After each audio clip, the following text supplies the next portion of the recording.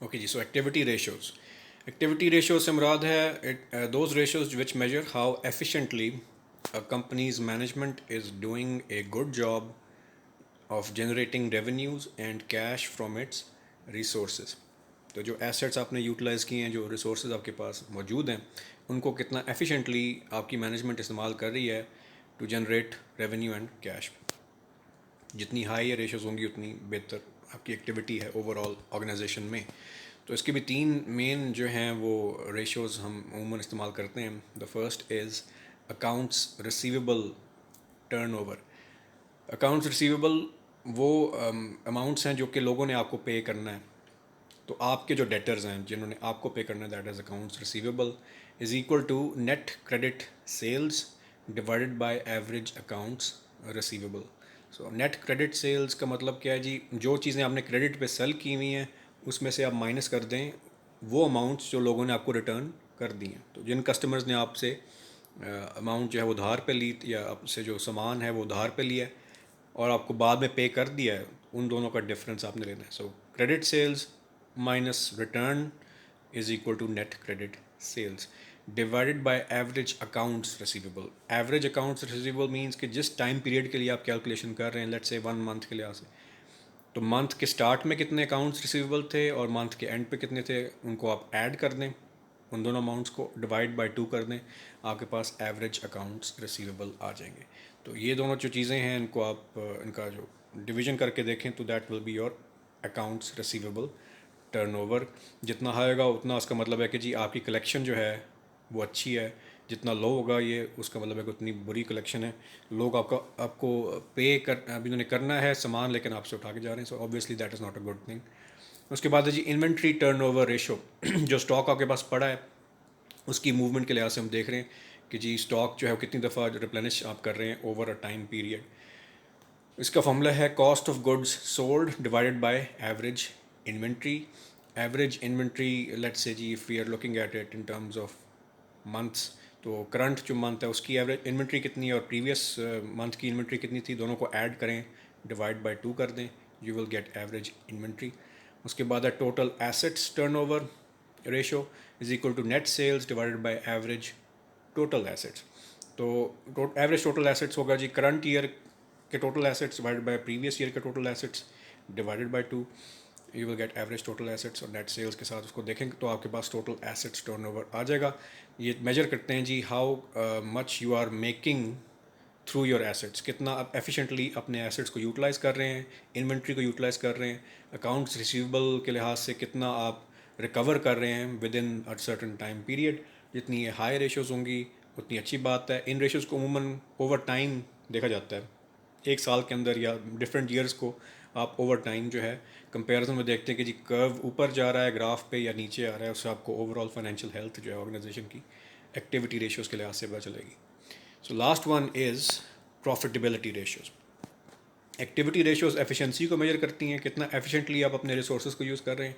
तो प्रॉफिटेबिलिटी जो है वो ओवरऑल प्रॉफिट्स को देख रही होती है। So profitability ratio depicts how much profits a company is generating, whereas activity ratios measure how efficient a company is in utilizing its resources to generate a profit.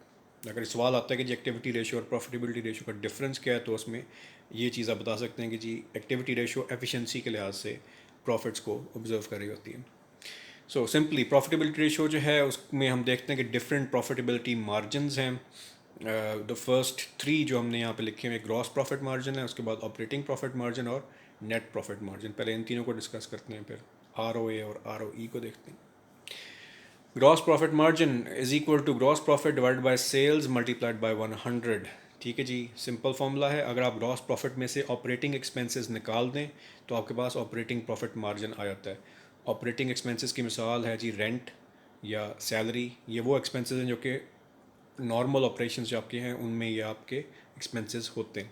So salary या rent type जो expenses हैं आप वो gross profit में से minus करें, you will get operating profit margins. Operating profit margin is equal to operating profit divide by sales multiplied by 100। उसमें से अगर आप निकाल दें non operating expenses, for example interest payments, अगर आपने कोई लोन लिया है उसके इंटरेस्ट जो आप पे कर रहे हैं, that is a non operating expense. और उसके बाद आप टैक्स भी निकाल दें तो आपके पास नेट प्रॉफिट मार्जिन आ जाता है। तो net profit margin is equal to net income divided by sales multiplied by 100। तो ये 3 different type of profit margin हैं। उसके बाद रिटर्न ऑन एसेट है और रिटर्न ऑन इक्विटी।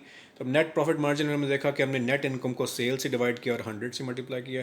तो रिटर्न ऑन एसेट में आप नेट इनकम को टोटल एसेट्स से डिवाइड कर दें और मल्टीप्लाई कर दें by 100, you will get return on assets. और रिटर्न ऑन इक्विटी में क्या करें कि वो जो नेट इनकम आपके पास अभी आई है after subtracting operating expenses, non operating and tax, उस नेट इनकम को आप डिवाइड कर दें बाय शेयर होल्डर्स एक्विटी। और शेयर होल्डर एक्विटी क्या होती है जी? टोटल एसेट में से टोटल लाइबिलिटीज़ निकाल दें, you will gate share holders equity. तो ये आप अगर शेयर होल्डर को दिखाना है तो आप रिटर्न ऑन एक्विटी वाला जो फिगर है वो दिखाएंगे। रिटर्न ऑन एसेट्स चाहिए, it is more used for managers damsels कि वो देखते हैं कि हमने जो एसेट्स डेवलप किए हैं उन पर कितना रिटर्न हमें हो रहा है विद इन 1 ईयर या which ever you use current period जो भी आपका है उसके लिहाज से आप देखते हैं। So these are your profitability ratios. Overall जो आपने चीज़ याद रखनी है इनमें, इन क्वेश्चंस में कॉन्सेप्ट्स अपने क्लियर रखे हैं, क्योंकि आपको शॉर्ट क्वेश्चंस में सवाल आ सकते हैं जी what is the difference between, मिसाल के तौर पे operating profit margin and net profit margin. या आपको सवाल आ सकता है कि जी शेयर होल्डर एक्विटी क्या होती है, उसकी क्या इंपॉर्टेंस है रिटर्न ऑन एक्विटी में। तो आपने सिर्फ उनके रिलेशनशिप्स को मेन याद रखना है, इनके न्यूमेरिकल्स आपको नहीं आएंगे, बिकॉज हमारा फोकस क्या है कि जी एक एंटरप्रेन्योर को पता होना चाहिए कि जी what is meant by for example return on equity. तो उसकी नॉलेज में ये चीज़ होनी चाहिए, या एक्टिविटी रेशो और प्रॉफिटेबिलिटी रेशो में डिफरेंस क्या है, या लिक्विडिटी और सॉल्वेंसी में क्या डिफरेंस है। तो these kind of things should be clear in your mind. अगर कोई चीज़ क्लियर नहीं हुई तो आप ज़रूर पूछ सकते हैं थ्रू व्हाट्सएप। आपने इस टॉपिक की 1 पेज समरी जमा करानी है एज अटेंडेंस। नेक्स्ट वीक हमारा आखिरी लेक्चर है, कुछ छोटे मोटे टॉपिक्स रह गए हमारे, उनको कवर करेंगे। और आपने इस सेमेस्टर में 2 असाइनमेंट्स की हैं, 2 केस स्टडीज़, एक मिड से पहले थी, एक मिड के बाद। मिड से पहले मेरे ख्याल थी रज़ाक ताउद वाली, और मिड के बाद जेदी पांच वाली थी। So those will be considered as part of sessionals. अगर किसी की मिस हो गई है केस स्टडी तो जमा करा दें, 10 मार्क्स ईच के लिहाज से मैं इनको कंसिडर करूँगा।